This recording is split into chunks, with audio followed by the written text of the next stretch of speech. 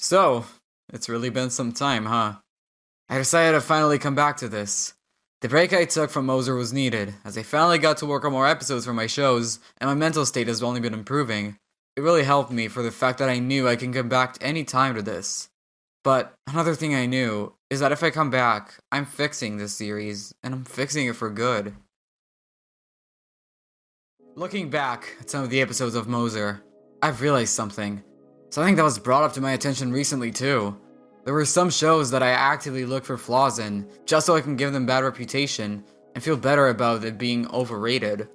I realized after a while, when I was on break, how outright disgusting it is.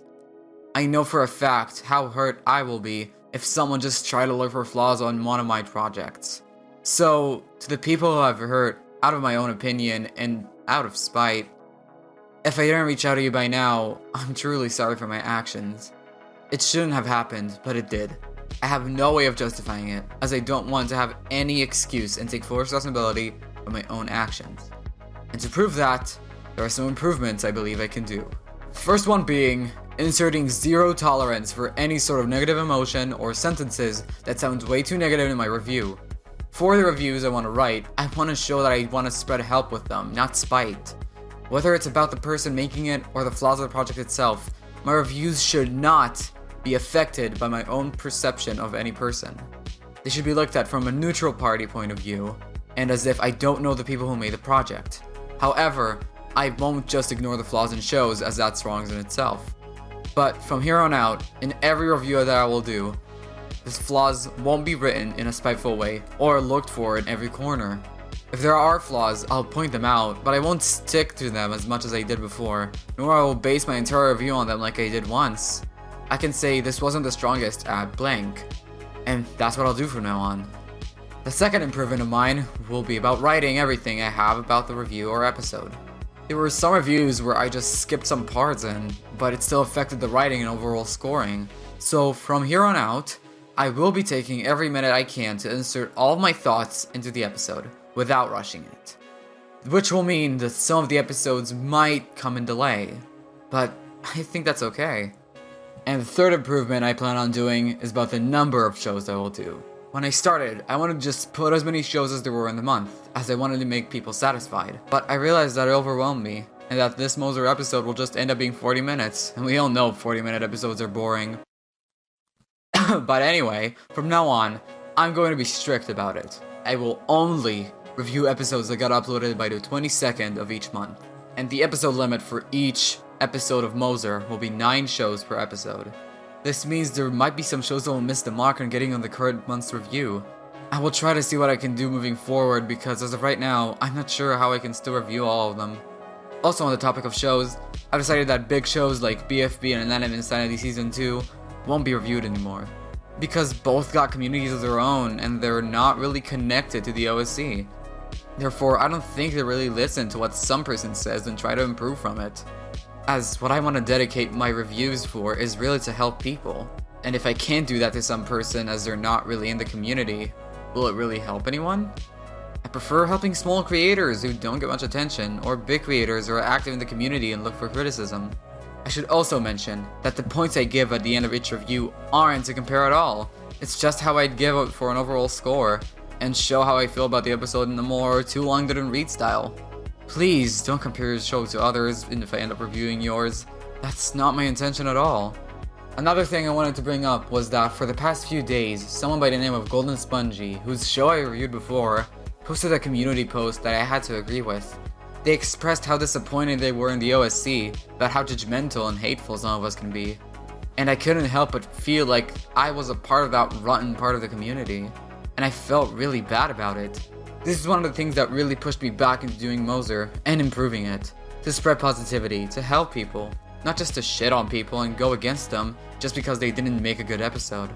And I really hope I can stick by that. And I also want to put this here as a notice. Even though I said in my MOSER break video, I want to make sure it reaches as many people as possible. When I review, this is not a way of standing above people and criticizing like some overlord. I get how I could have been seen like that before, but it wasn't right of me. This is just me trying to help people improve and give their best to their projects. Because everyone deserves to know how they can be the best out of themselves. I'm hoping that I at least made some people that I hurt understand that I'm truly sorry and that I want to improve and move forward. And even to show to the people who endlessly support me, it's not right of me to just give my side and ignore the other.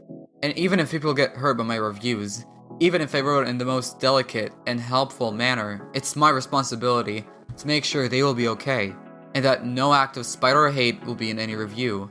And if you don't want your show to be reviewed, please contact me on any of my social media, more preferably Discord, so I will know for the future to come. But as of right now, I'm done with setting up the rules. And now, I'm really glad to say, welcome back to MOSER. MOSER20's November.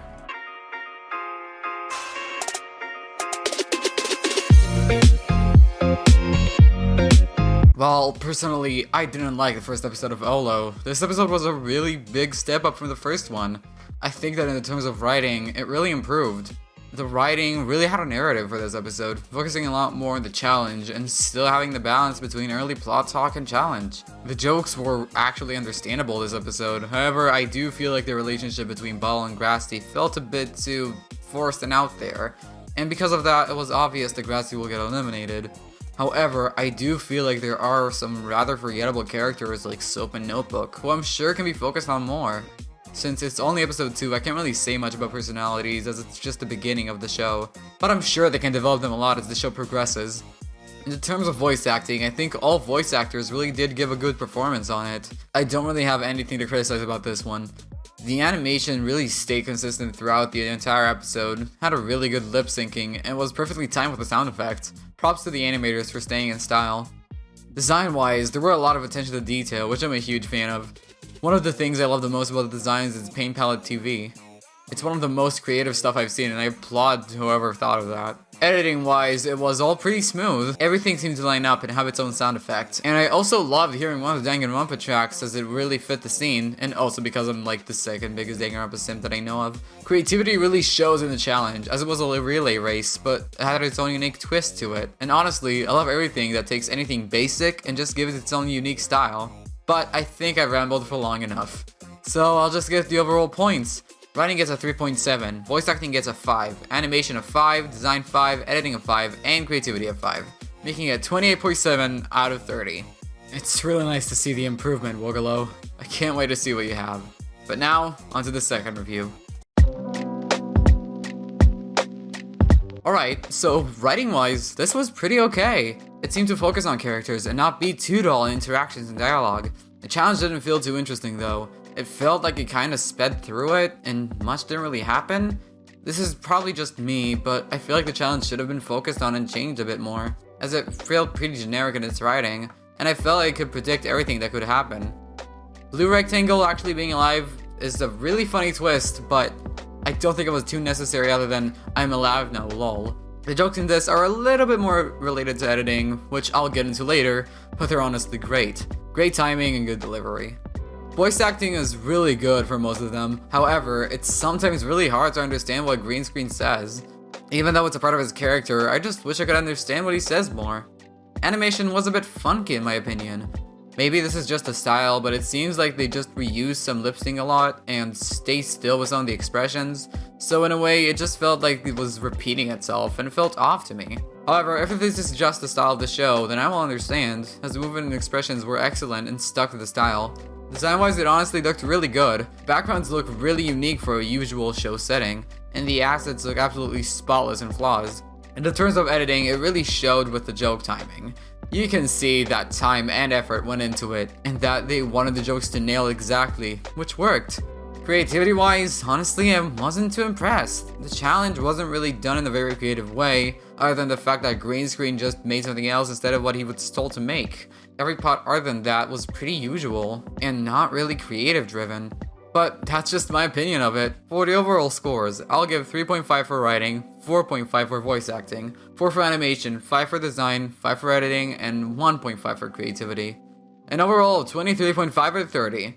I know this can improve and be even better in next episodes. Best of luck with them. I can't wait to see what you got with them. And now, onto the next review.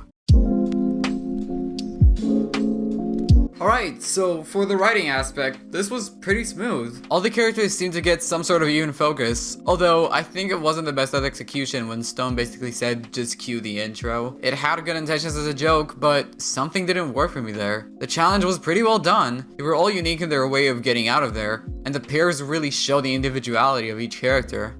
Voice acting wise, it was good. The only real problem I had was Air Mattress's microphone wasn't really the best, but it's not that big of an issue. On the aspect of animatic, from what I saw, this is made from 3 different programs: Adobe, PowerPoint, and Flip-a-Clip, which is honestly pretty impressive, but the changes in style is really noticeable. There were a few errors in the animatic as well, like how one scene with Sign and Stone was just really off lip sync and had completely different mouths. Another one was when Hamburger threw the doll out the window and it broke, but there was no way to know other than the sound. I think animatic should be worked on a bit more for future episodes. In the aspect of design, there wasn't really much for me to criticize other than the background being pixely, which can be fixed. In the editing, there wasn't any notable flaws. All the voices were the same level and the music wasn't too loud. In the aspect of creativity, this was pretty good. All the ways they had to try and get out of the rooms were pretty cool, even if some were seen as cliche. This was the kind of challenges really hard to pull off creatively, so kudos to all who wrote. But now, I'll get to the overall scores. Writing and voice acting gets 4.7, animatic gets 3.3, design gets 4.5, editing gets 5, and creativity 4. All summed up to 26.2 out of 30. This show has a really good potential. I want to see how it improves. But now, onto the next review. So, for a pretty short first episode, this wasn't too shabby. It really gives off a good impression and atmosphere with this show. The writing in the episode was pretty interesting, even though at some point it felt kinda repetitive. The concept of them going in and out of pairs and meeting people can be pretty cool, but at some point the pace just doesn't flow too well. But the characters seem to have a lot more than they let on. Voice acting wise, they all match their characters. It's really impressive because not a lot of shows can nail it first try. On the aspect of animatic, it stayed the same style and there was no visible changes, if any. Design was really good, backgrounds and the whole aesthetic just matched what the show was about, and I'm impressed. The assets look detailed and match exactly how they look in real life. The editing in this was pretty much perfect. There was no sudden cuts or music that overlapped the voices, it all matched. In the aspect of creativity, it absolutely killed it. The show's concept seemed to be pretty original, and I'm sure it'll have an ace to pull up its sleeve.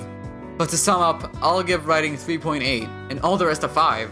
Resulting in a 28.8 out of 30. Twisted Shadows does a really good job at what it wants to be perceived as, and the episode truly showed the potential of the show. But now, on to the next review. Alright, so in the writing category, it was pretty well done. Even though it wasn't the best at the challenge, as it got pretty uninteresting after a while, it still had some of my interest. But Diamond's change in personality seemed so sudden, and felt forced in a way. It just seemed like an excuse so he'd have at least some chance at elimination. The plot seems to get finally brought up, and I wonder what they have for it. Voice acting wise, it's pretty good with emotions, and all the voices are clear. Except Buzzet, as I felt it was hard to understand him. Although if I'll be honest, it doesn't really feel like they have that much of unique voices, and it's making the show lack the diversity that might help it. The animation was absolutely outstanding. I am more than impressed over how smooth and how much effort was put into this. And it was animated by only 2 people. Huge props go to both Ethan and Animation Object Show. The design is awesome. There's a lot of attention to detail, but I feel as if the backgrounds of the main area need a bit more of improvement. It feels like there's nothing interesting there. The waterfall backgrounds were really good though. Editing was good, nothing really stood out other than that one part of the scene with Buzzet when playing the music to the eliminated contestants. It felt like it went on for too long. And in the aspect of creativity, it didn't really stand out, as the challenge wasn't done in a very interesting way, but I really like the gift that they give in the elimination, which can result in either a bad or a good thing. But other than that, we should get to the scores. Writing gets 3.3, voice acting 4, animation 5, design 4.7, editing 4.7, and creativity 2.7. So an overall of 24.4 out of 30. This episode really proved how good it can be with animation, and I'm sure writing can improve moving forward. But now, on to the next review.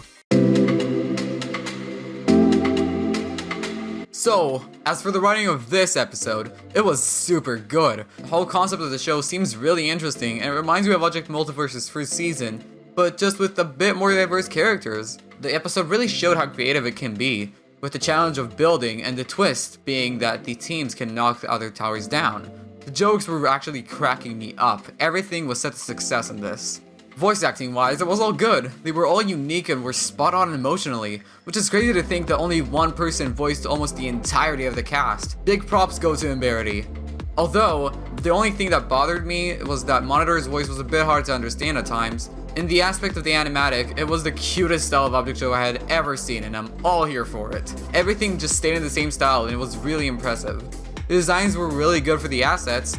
It really went for the style of the show, with the contestant being chibi, and I was really surprised that the creator really went that far to match the style of the show. Although I'm not the biggest fan for the fact that the background would just reuse BFB, but to each their own, I guess. Editing was smooth and it cut exactly where it needed to, each time. It really made the jokes shine a lot more, and there were noticeable errors. In the aspect of creativity, this was really good. As I said before, the challenge was done in a very creative way, and even the elimination place was creative too. I don't remember a lot of shows using a hotel room for an elimination.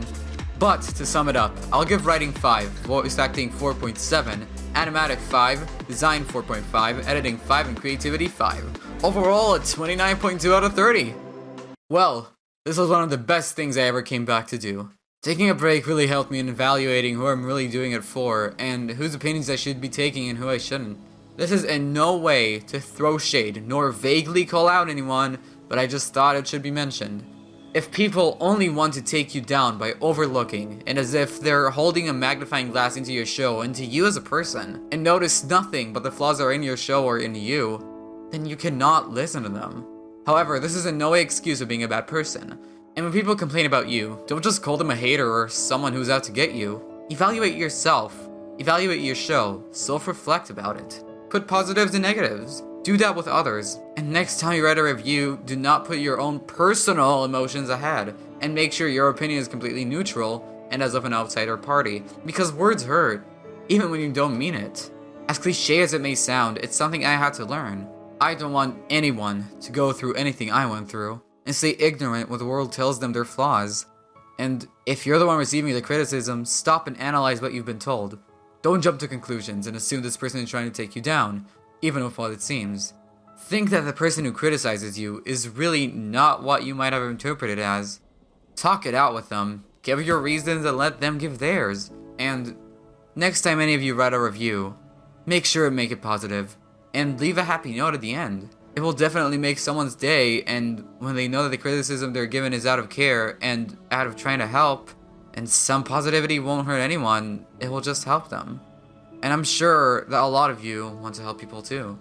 But that's all I have for this episode. I'm sorry if I got too emotional or in a teacher figure way, as it wasn't my intention.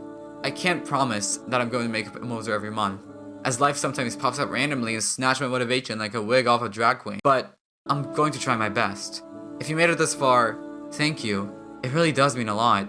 But with that all said, I'll see you Valids later.